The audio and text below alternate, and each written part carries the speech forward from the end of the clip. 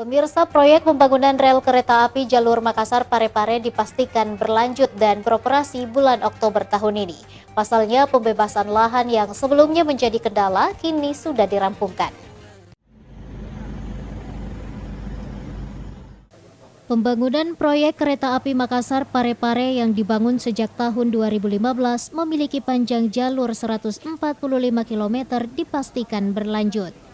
Proyek yang digadang-gadang sebagai kereta api pertama yang ada di luar Pulau Jawa akan beroperasi bulan Oktober tahun ini dengan jarak rute 70 km.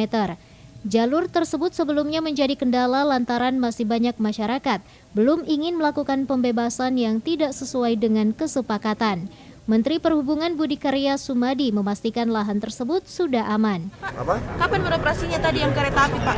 Kereta api penumpang itu bulan 10. Bulan 10. Progresnya sudah sampai mana, Pak? Progres lahannya seperti mana?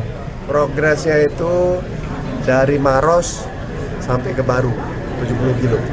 Infonya belum masih ada pembahasan lahan yang belum selesai. Pembahasan lahannya masih terkendala, Pak.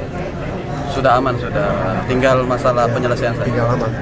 Sebelumnya, proyek kereta api Trans Sulawesi ditargetkan sepanjang 142 km yang dibangun sejak tahun 2015 dengan jalur Taneteri Lau Palonro di Kabupaten Baru, serta termasuk 5 stasiun yakni Palanro, Takalasi, Mangkoso, Baru, dan Taneteri Lau. Rusma Wandirara, Celebes TV.